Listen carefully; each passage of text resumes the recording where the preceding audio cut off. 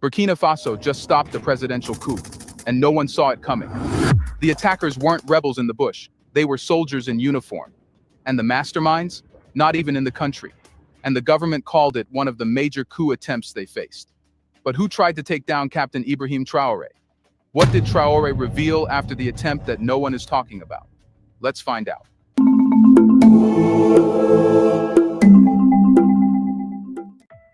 The attack was set for Wednesday. Not a war, not an invasion, just a single surgical strike. One night, one building, one man. At the center of it all, the presidential palace in Ouagadougou. According to the Burkina Faso government, a full-scale overthrow had been scheduled to unfold with military precision. The plan wasn't loud, it wasn't flashy. It was designed to be quick, brutal, and final. Take the palace, silence resistance, and declare new leadership before dawn. But what made this plot different from every failed coup before it wasn't just the planning, it was the purpose. This wasn't about gaining power, it was about ending the order. Security Minister Mahamadou Sana called it a mission to sow total chaos. Those weren't poetic words. That was a tactical goal. Because chaos, when used correctly, does something power never could. It invites outsiders in. The conspirators didn't want to rule the country. They wanted to make it ungovernable. The objective, according to intercepted intelligence, was to drag the country into such deep instability that foreign intervention would be inevitable. The kind with peacekeepers. The kind with flags that don't belong to Burkina Faso. The kind that replaces local authority with international management. Or, as Sana chillingly phrased it, the plotters wanted to place Burkina Faso under the supervision of an international organization. They weren't planning a coup, they were engineering a collapse. But who were these people? The operation wasn't pulled together by a gang of dissidents hiding in the forest. It wasn't staged in a dusty garage or a rebel base. It came from men in the military, real men, with real ranks. Some were still on the government payroll. Others had vanished into exile but still held networks, influence, and knowledge of state protocol. They didn't break in through the front door. They knew the layout. They had access. They were the kind of people who would never be questioned while walking the palace halls. Which is exactly why they were dangerous. The planning had been underway for months, maybe longer. Not through backroom meetings or encrypted emails. These men knew how to keep things quiet. Orders are passed face to face. Notes burned after reading. Routes memorized, not mapped. It was a coup made from shadows. And yet, it nearly worked. But the failure wasn't accidental. Something, or someone, saw it coming. Government insiders say the takedown began with an untraceable phone call, an anonymous tip from a location outside Burkina Faso. From there, intelligence services moved fast, cross-checking travel logs, intercepting suspicious banking activity, and analyzing encrypted chatter between military bases and civilian phones in the capital. There were patterns. Too many officers are taking unexpected leave. A rise in encrypted traffic on military devices. A spike in ATM withdrawals from accounts linked to old regime loyalists. Then came a breakthrough. An informant passed on the intended date of the strike. With less than a week to go, the government acted, but not with sirens. No public warnings, no troop mobilizations. The response was as quiet as the conspiracy itself. They moved through the ranks like a ghost. Phones were seized. Military dorms were searched. Communications were wiped. Some officers were arrested mid-conversation, still unaware that the operation was over before it began. Sources say the mood in the army turned electric, nervous, unstable, crackling like a live wire. Trust melted. Schedules froze. Every commander was suddenly looking over his shoulder. But here's the strangest part. There was no resistance, no gunfire, no barricades, no defiance. It was as if the plotters knew they'd lost the moment. The silence that followed was heavy, too heavy to be called relief. Because even if the coup had failed, the people behind it were still out there, watching, waiting. The scariest kind of coup is the one that doesn't get a second chance, because that means it doesn't need one. It means everything was almost perfect. So, how close did they get? Close enough to trigger a full lockdown of the presidential guard. Close enough that President Traoré was moved to a secure, undisclosed location hours before the arrests began. Close enough that, had the tip come just a day later, Burkina Faso might be flying a different flag. This wasn't a clumsy grab for power by a few angry men. It was a coordinated military-grade operation with strategic objectives and geopolitical implications. And the more investigators pulled at the threads, the more they found connections far beyond the capital and far beyond the country. The plot had barely been foiled, but the war behind it? That was only the beginning. Here's a reminder to please like and share the video and subscribe to our channel to watch more videos on Black culture, history, civilization, and identity. Let's continue now. Now the question is, who was behind all this? Every conspiracy needs a triggerman. But the real power hides behind the curtain, silent, calculating, and always 2 steps away from the blast.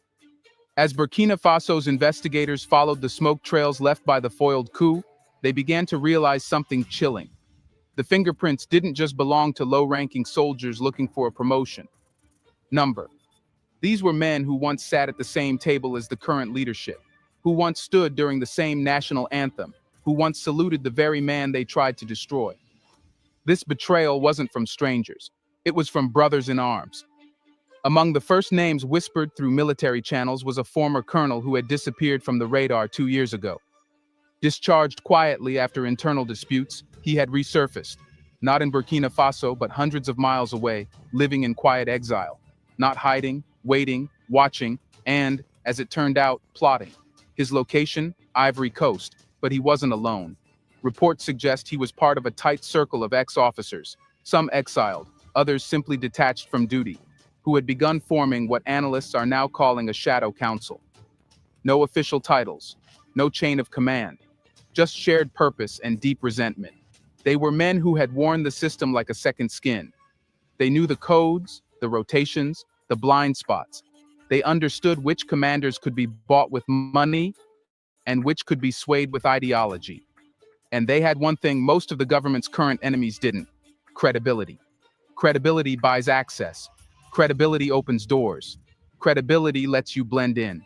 But infiltration was just phase 1. The true genius of the plot was its attempt to control the mood of the army, not by force, but through psychological warfare. According to intercepted intelligence reports, these plotters reached out to religious clerics, tribal chiefs, and veteran community elders, not to recruit fighters, but to sow doubt.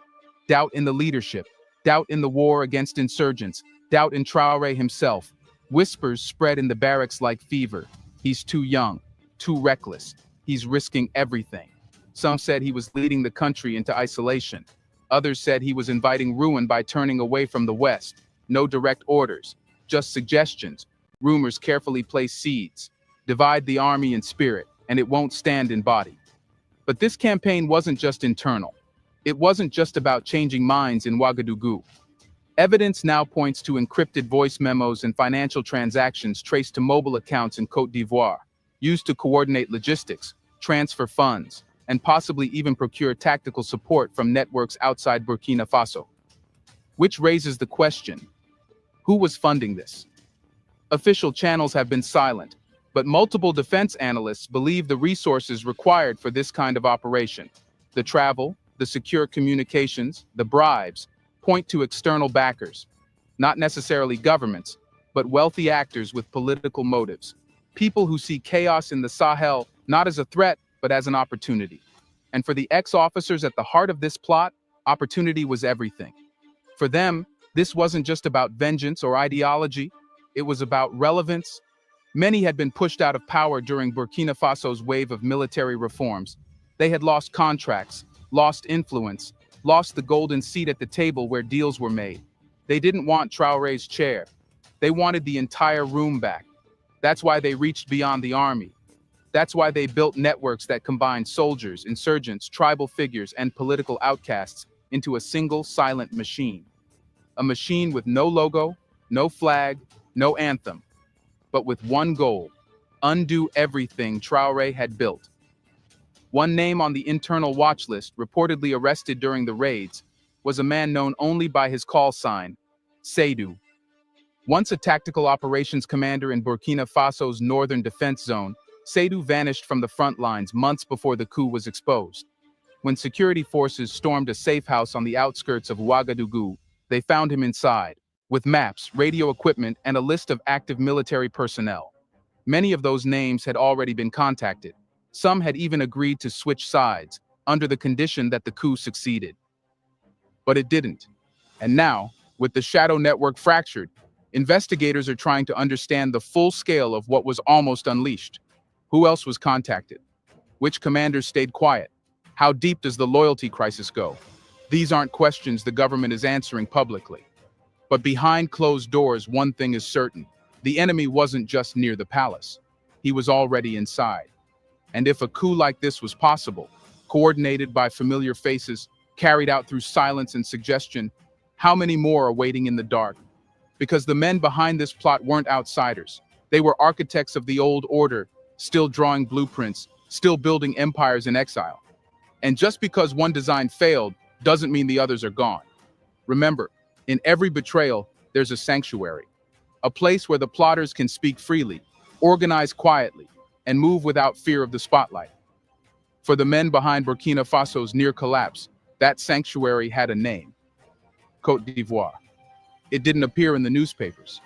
There was no official protest, no televised accusation. But in the cautious words of Security Minister Mahamadou Sana, the message was unmistakable. All the brains outside the country were based in Ivory Coast. Not one, not a few, all. And just like that, a diplomatic crack split the surface of West Africa's fragile unity. Ivory Coast, land of cocoa, peacekeeping, and business diplomacy, now found itself cast as a potential launchpad for insurgency. But this accusation didn't come from a place of paranoia. It came from patterns, subtle, undeniable movements in the data. Since 2023, Burkina security analysts had tracked unusual activity along the southern border. Former military officials crossing into Ivorian towns and not returning. Private residences in Abidjan suddenly hosting strange visitors. Encrypted messages pinging between Ouagadougou and satellite phones registered in unfamiliar coastal districts. These were not the footprints of ordinary travelers. They were the trails of men preparing for war, far from the battlefield. Why Ivory Coast? It's a question still hovering like fog over the region. Some say the answer is geography, a relatively stable country with developed infrastructure and lenient monitoring of political exiles. Others point to economic pragmatism. Côte d'Ivoire has long been a hub for exiled businessmen, NGO consultants, and former officials who quietly pull strings across borders. A country doesn't have to say yes to shelter rebellion. Sometimes all it has to do is say nothing. And so far, Ivory Coast has said nothing. No press conference, no denial, no investigation launched. Just silence. But silence in geopolitics is rarely innocent, especially not when two of the alleged coup architects, both ex-officers from Burkina Faso's elite regiments, were last traced to private compounds in Bouaké and Yamoussoukro, places with just enough distance from Abidjan to operate under the radar, yet close enough to access international routes, networks, and safe channels. Officially, there's no extradition treaty between the two countries concerning military exiles accused of political crimes. And unofficially, the web gets murkier. There's a growing suspicion that certain Ivorian officials, not necessarily high-ranking but well-connected, may have known who was on their soil and what they were planning. Whether they supported it is a different question entirely. In some cases, knowing and not acting can be more dangerous than openly choosing sides. But this isn't the first whisper. Relations between Ouagadougou and Abidjan have been quietly deteriorating since 2022, when Burkina Faso's military-led government began restructuring foreign diplomatic ties. While Mali and Niger leaned closer to Ouagadougou, Ivory Coast stayed neutral, maintaining open relations with France, ECOWAS, and Western financial partners. In the world of African geopolitics, neutrality can feel a lot like choosing a side. Some analysts even believe this geopolitical tension is less about coups and more about currency. Burkina Faso is pushing harder toward monetary independence, questioning the CFA franc and its colonial roots. Ivory Coast, on the other hand, remains a stronghold of the currency union. Two visions, one border. And that border is becoming more than a line. It's becoming a front. Border surveillance data shows a notable spike in unregistered crossings in the 3 weeks leading up to the failed coup. Individuals with no formal passports, using identity documents tied to international NGOs or civil society missions, were flagged, but not intercepted. In hindsight, officials believe at least 6 of those individuals had direct links to the operational planning of the coup. So again, the question returns: what did Ivory Coast know and when? No direct accusations have been made. Burkina Faso has not cut ties. There's no ambassadorial expulsion. But behind the scenes, channels are closing. Intelligence sharing has reportedly slowed. High-level calls are being missed. The usual formal smiles at border ceremonies have vanished. And the real fear now? The Ivory Coast wasn't just the host of this plot, but the blueprint for more. Because once a network finds shelter, it builds roots. It trains. It adapts. And if those responsible for April's failure remain untouched, safe, protected, or simply ignored, then the next attempt might not be a failure at all. Burkina Faso is watching, closely. And it's not just watching for movement across the border, it's watching for silence. Because silence, when it lingers long enough, becomes a message. And the message from Abidjan is getting harder to ignore. In the end, Burkina Faso didn't just survive a coup, it survived a warning. But warnings don't end wars, they begin them. What happened in April 2025 was not just about removing one man from power. It was a response, a strategic retaliation to something much larger, a shift in the balance of control. Captain Ibrahim Traoré, whether he intended to or not, has pulled Burkina Faso out of the orbit of those who once controlled its fate. And now, they want the country back. Not in name, in function. Since 2022, Traoré's decisions have redrawn the map, not geographically, but ideologically. With every move he makes, the country slides further from the familiar script. France was asked to leave. The ECOWAS bloc was abandoned. Western military aid was traded for local initiative. And in its place, a new alliance was born, the Alliance of Sahel States. Burkina Faso, Mali, and Niger, a military-led triad determined to rewrite Africa's rules from within. But power vacuums never stay empty. As Ouagadougou began acting without permission, nationalizing gold, rejecting debt traps, and embracing a doctrine of non-alignment, a quiet storm began brewing. The international community didn't call it punishment. They called it concern. But concern quickly became isolation. Aid was withheld. Development projects were paused. The international press ran headlines about instability, lawlessness, and authoritarianism. Not because Burkina Faso was falling apart, but because it was falling out of line. The coup attempt, then, fits neatly into a pattern, one seen across the global south for decades. Whenever a state rejects the global order rejects the state. What begins with sanctions, bad press, and diplomatic snubs eventually mutates into something more. Internal dissent, foreign-sponsored media attacks, economic strangulation, and, when all else fails, a regime change campaign dressed as democratic restoration. Burkina Faso's real threat is not just from insurgents in the north or military traitors in the capital. Its threat is structural, systemic, global. Because Traoré's model, flawed or not, threatens more than just old contracts or diplomatic norms. It threatens a storyline, the storyline that Africa must be helped. That sovereignty requires permission. That independence means choosing between two masters, never walking alone. By rejecting this framework, Burkina Faso didn't just break free, it embarrassed those who wrote the script. And when a country embarrasses a system, that system responds with everything it has. That response now moves through every layer. Security alerts from embassies warning of danger. International reports are predicting imminent collapse. Travel bans justified by threats that existed long before Traoré. Each headline, each speech, each quiet withdrawal of aid, all subtle signals to the world that this government must not be taken seriously. It's not just destabilization, it's delegitimization. Yet here's the irony. The more Burkina Faso is threatened, the more defiant it becomes. And the more it resists, the more others begin to watch. Not just Niger and Mali, but across the continent. From Ghana to Guinea, Senegal to Chad, a question is rising that no foreign policy can smother. What if Burkina Faso isn't the problem? What if it's the model? A model of bold defiance, of controlling your own resources, of rejecting the idea that African nations must be dictated to by Washington, Paris, or Brussels, of saying no and surviving. That's what makes Traoré dangerous. Not because he's a soldier with charisma, but because his survival might convince others that survival is possible.